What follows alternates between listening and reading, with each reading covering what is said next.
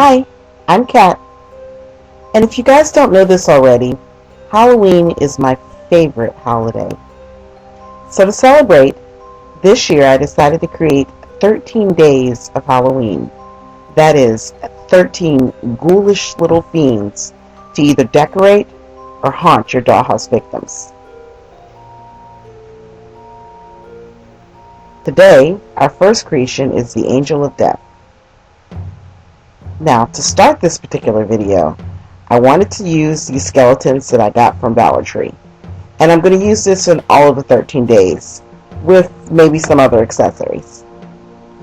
So for this one, once I untwined it from the package, I need to make a few changes. First, I'm going to build a stand.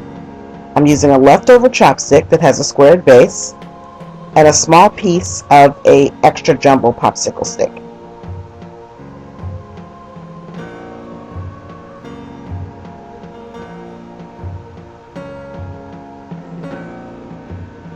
Then I'm going to glue the chopstick on top of the piece of extra jumbo popsicle stick. I ended up cutting the chopstick down to about 4 inches, long enough so that the skeleton can fit all the way on it with its legs nearly touching the ground. And because I'm going to make some adjustments to the arm and I want the arm to point, I'm going to go ahead and cut off one of the arms. And while I've got the scissors out, the little hanger from the top of his head. I elected to use a file to sand this down, but that's really an optional step. It just makes the cape a little smoother. Then, for the finger, I'm cutting off all but the longest finger. That way it has a nice little point to it. Then I glued the arm back into the socket.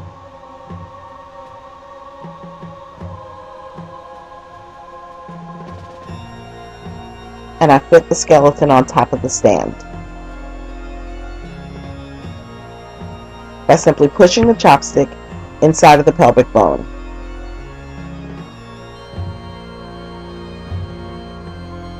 Then I'm using a small piece of vinyl tablecloth that I also got from the Dollar Tree and glued it on top of the head. I have a slit cut in the back so that I could fold one piece over the other, and then I cut off all the excess so it looks a little bit like a Darth Vader helmet.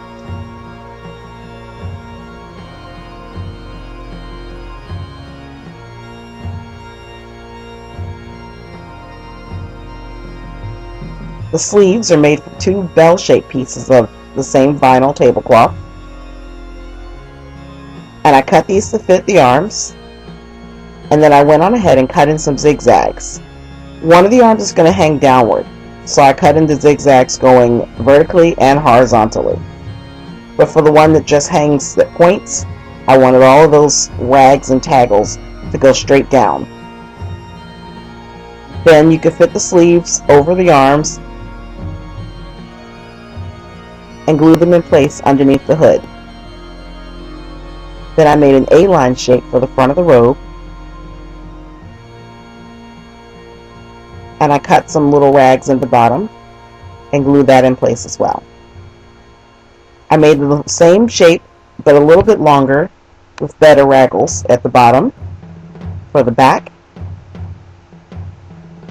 and I'm going to cut 2 slits into this, almost up to the neckline. You want a very thin middle portion.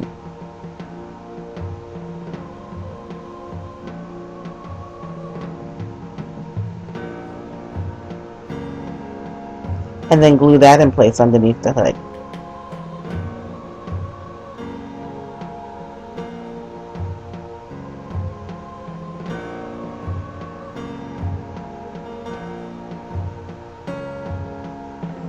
Fold that up, exposing the spine, and allow the whole thing to dry. In the meanwhile, I got this additional bat that I also purchased from the Dollar Tree. Now, if you don't know this, Dollar Tree and Family Dollar are owned by the same company. So if you cannot find any of these places or you don't have a Dollar Tree near you, in most cases you can find the same things at the local Family Dollar. Now, I'm using a pack of feathers that I ordered on eBay probably about a year ago.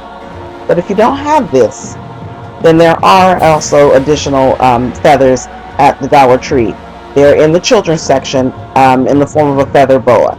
They're a little downy, but they will work.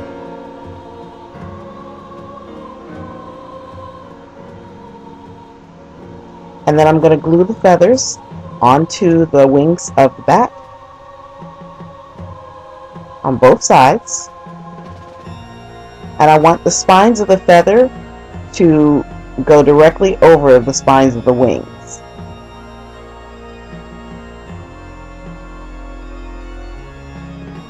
Keep the layer of feathers thin because you do want to see the outline of the bone whenever the light shines upon this. And I'm simply using some glue, gluing the feathers in place, and then clipping them when necessary so that they hold their shape until the glue starts to dry.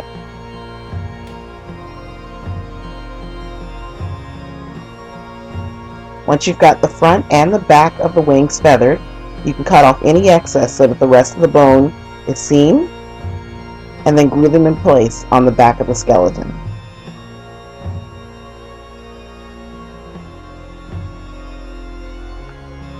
Flip the center of the gown on top, and then you can glue closed the sides.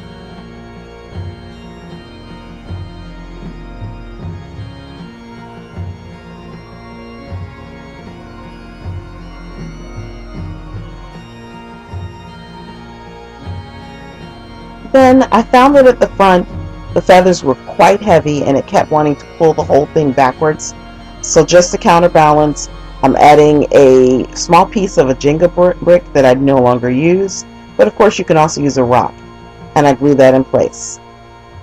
And then to complete the face of the skeleton, I use a black permanent marker to hollow out the eyes, the nose, and the mouth a little bit more, and I use a tiny dab of red paint on a toothpick, followed by a tiny dab of glue. Then, to give the eyes a glint whenever the skeleton turns, I put a tiny piece of iridescent glitter on top of the glue. I made a quick scythe out of a twig from my yard and a piece of cardboard that I painted silver and embellished with orangey brown rust colored paint and dark red blood. And that's it. You're done. I hope to see this one in your haunted mansion this year. Thanks so much for watching, guys. Bye.